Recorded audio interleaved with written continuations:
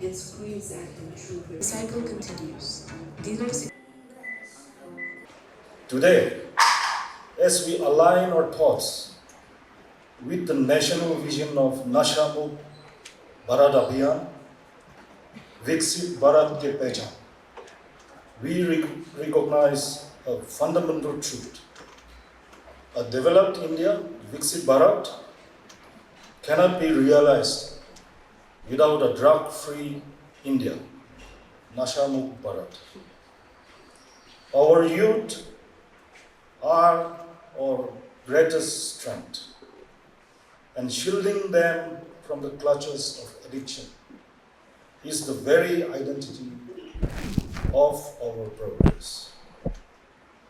Dwelling on the global theme, world drug problem, persisting issues, new challenges, and innovative responses. Let us reflect on these three realities through both a national lens and our unique context here in Nagaland. Despite decades of intervention, drug abuse continues to devastate individuals, families, and communities. Addiction remains a major cause of poor health, family breakdown, crime, lost productivity, and social exclusion. Here in Nagaland, our geographical proximity to the Golden Triangle, international drug trafficking corridor, has historically made our borders highly vulnerable to the influx of illicit narcotics. For decades, our communities have borne the heavy burden of substance abuse, which has stolen the potential of generations of young Nagas. Many of our remote areas continue to face limited access to prevention programs, poor detoxification facilities, affordable rehabilitation services, and structured social reintegration opportunities. Furthermore, the deep-seated stigma associated with substance use disorders often forces addiction into the shadows, preventing individuals from seeking help. Our young people remain highly vulnerable to peer pressure, misinformation, and local socio-economic influences that can lead them toward substance abuse. I feel that, and I used to keep on saying that, the present trend of addiction in our state, since the SARS-CoV-2, the COVID-19 pandemic that hit across the world, India and even our state, since that time, that drug called sunflower has gained its popularity. And even after the era of COVID pandemic, now sunflower is becoming quite rampant. The use has become quite common among young boys and girls.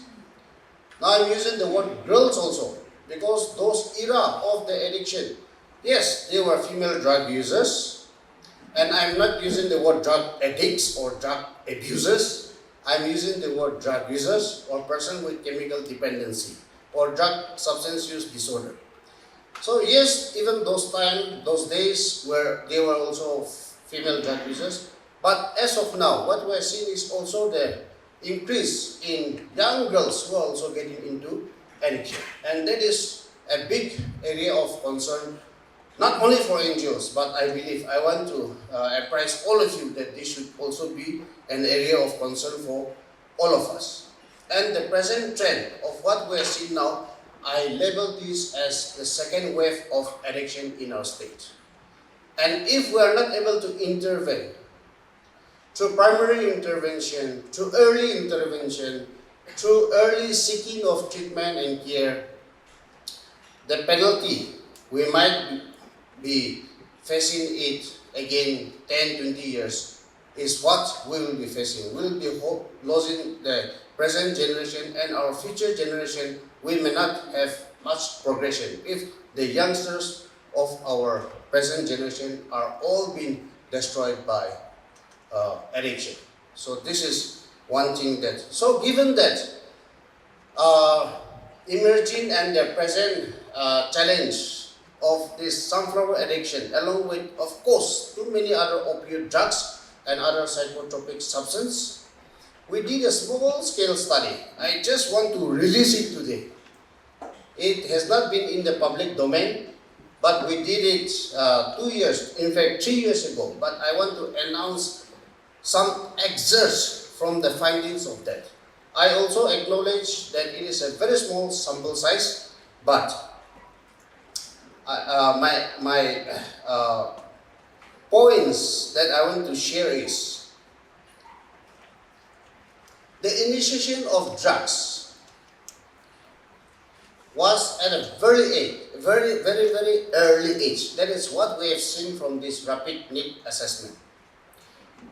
I want to inform that the highest group of people who got into addiction was during the prime age group of 21 to 25 years. And that constitutes 42%. And the age group of 17 to 20 years was 31%. So this is what has come out from the assessment, but what we could not capture in this, but what we have seen as NGOs, because for me, I keep traveling across the state also, and we see that young boys and girls, as young as 13, 14 years of age, are also getting into addiction. That's one thing. The other thing is, whoever is using drug, they are not using one drug explicitly, or their choice of drug is not one particular drug. It's a mixture of too many drugs, including alcohol as a drug, being the common drug that people are also using. But out of that, 25% have used sunflower. And many people might be curious, so I'll just take 5-10 seconds extra to tell out what is sunflower. Sunflower is nothing but just the adulterated version of heroin. It's a mixture of too many illegal substances just to increase the amount, the quantity, so that they can sell more based on their weight and make more profit. That is the nexus and the tricks and trades being played by the traffickers. So sunflower is cheap because it is adulterated, and since it is adulterated, it is very dangerous. Now, few years we have not heard of much overdose. But after the sunflower addiction, overdose cases and overdose-related deaths are being reported again. This is a wake-up call again for all of us. The second wave of addiction is hitting us for real, and really hard. The theme for this year, the world drug problem, persisting issues, new challenges, innovative responses, strike the very heart of modern reality. The old predictable threats of traditional narcotics have mutated. Today we face a complex frontier of highly addictive synthetic drugs and sophisticated technology-driven trafficking, cartels that infiltrate our towns and villages right through the smartphones in our general's hand. This day serves to remind us that drug abuse is not just an individual failure. It is a systematic threat to public health, economic productivity, and regional security. Let us look closely at our hometown, Nagaland. Due to our proximity to the international border routes, our beautiful state has long been a vulnerable transit corridor and an unfortunate destination for illicit trafficking, Generations of our brilliant youth, the very spine of our future, have been silently consumed by a trap of substance dependency. The central government, through its flagship nationwide movement, the Nasha Mukt Bharat Abhiyan, has recognized that the punitive, law and order only approach is insufficient. Under the vision of the Viksit Bharat, the focus has drastically shifted towards institutional demand reduction, grassroots counseling, data-driven mapping of the vulnerable hotspots, and dignified rehabilitation. In alignment with the Center, the Nagaland state government conducts massive awareness programs across the state through the district level Nasha Mukt Bharat Abhiyan committee headed by the deputy commissioners. Law enforcement agencies have done a commendable job in recent times in curbing the supply of illicit trafficking of drugs. The state government is also committed to strengthening mechanisms to enforce the Narcotic Drugs and Psychotropic Substances Act, tightening border monitoring and increasing the number of de-addiction centers in the state. The state government declared war on drugs to save future generations from the menace of substance abuse. However, law enforcement and state mechanism alone cannot win this very war. The police can intercept a shipment at a checkpoint, and the courts can penalize a dealer, but the state cannot monitor what happens inside every closed bedroom, nor can a law patch up a broken heart or a broken home. This brings me to the core of my message today. In Nagaland, our social fabric is beautifully unique, and our community and a faith-based organization, especially the church, can influence and play impactful roles. Therefore, my appeal to our respected church leaders present here: you hold a moral authority and an emotional gateway into Nagaland's home that no government office can ever replicate.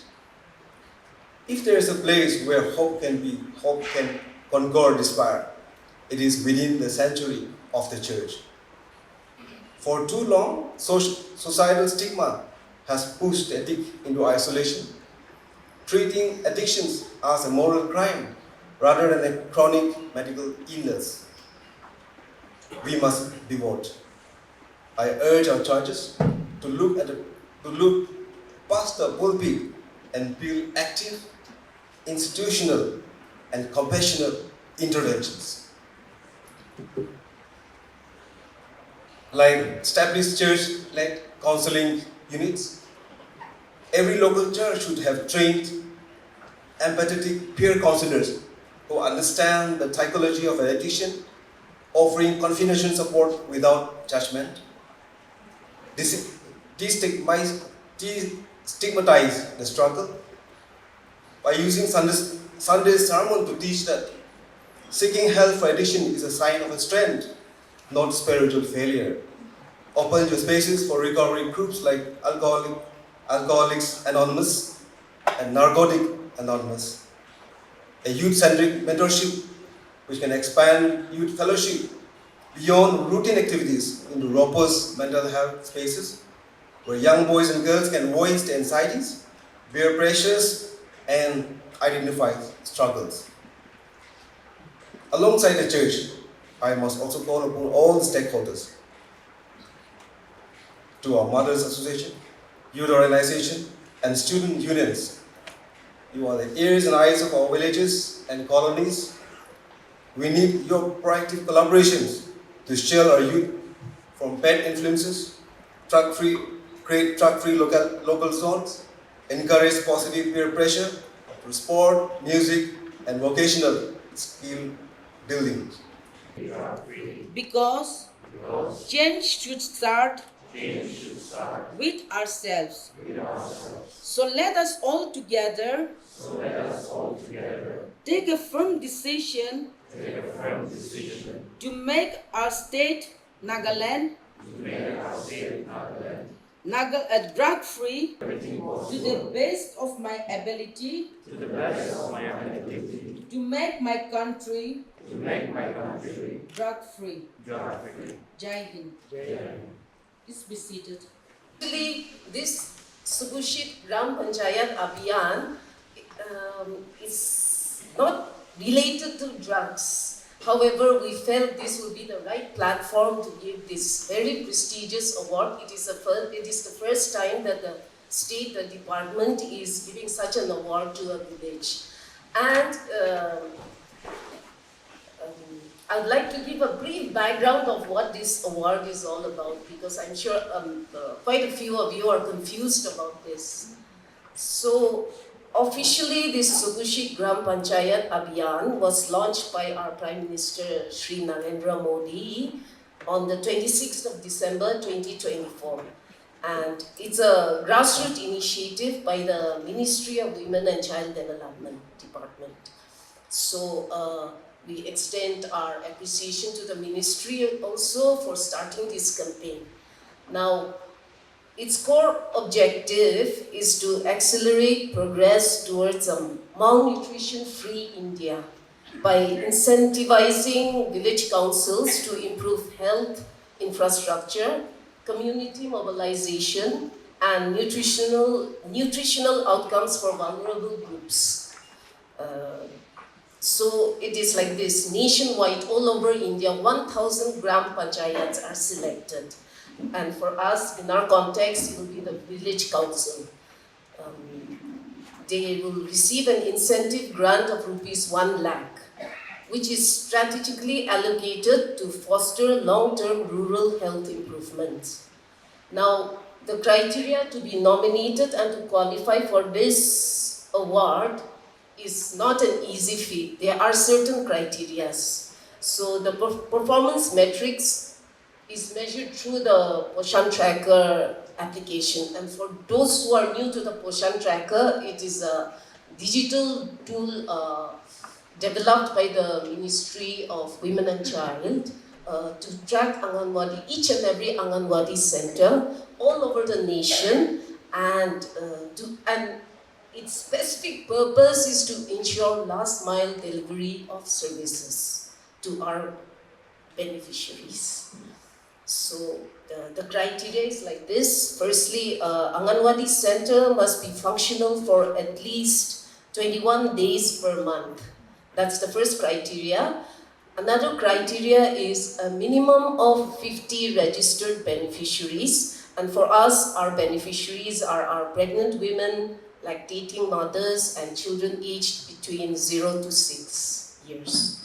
So every panchayat, every Anganwadi center under a particular village council should have that number. And they should also have 90% growth measurement efficiency, with at least 80% of the Anganwadi centers having drinking water facility and 70% functional toilets. And the ministry is also very specific about this amount, this award, this incentive that is given to the village council. They have also made the breakup for the utilization of the award. So 25% goes directly to the Anganwadi workers and helpers as a reward for their service. They are our frontline workers. And 25% will be dedicated to community mobilization and increasing local beneficiary enrollment. 50% is to be invested by the village, which is inclusive of the council, the villagers, and our workers, the department people, to invest in nutrition-focused Anganwadi center activities. So I proudly declare that in Nagaland also we have a village who qualified. It is not easy, like I mentioned earlier, who has qualified and has deservingly won the award of this Subushit Gram Panchayat Abhiyan. So the village is none other than Mima village, with a total population as per our Anganwadi baseline survey with a total population of 2,300 with 1,165 male and 1,135 females. So total household is around 443, and we have 4 Anganwadi centers under that village. So total beneficiaries as of today is 157, out of which another very good thing is their Aadhaar verification is 156. So only one is less, and we hope that single number will also be traced out. Sir, I would like to request you to kindly give the award to the village council and the Anganwadi workers who are present here today. If you all can kindly come down.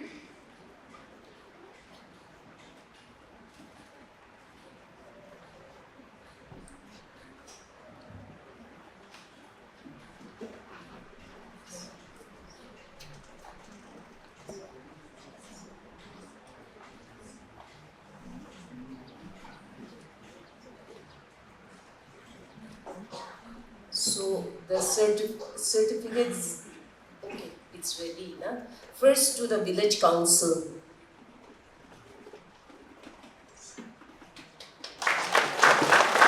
And we have 4 Anganwadi centers, so Anganwadi center A, B, C and D.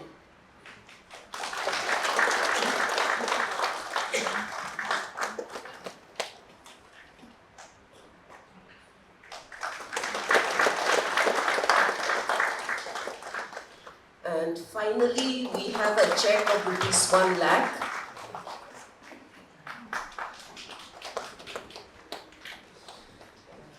And for the photo session, if everyone in the dais can come up and take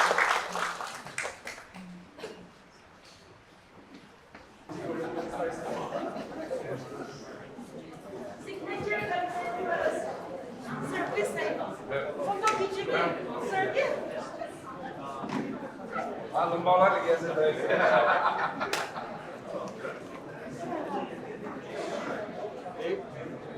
Sir, dati. Waduh, kata sih. Sir, please.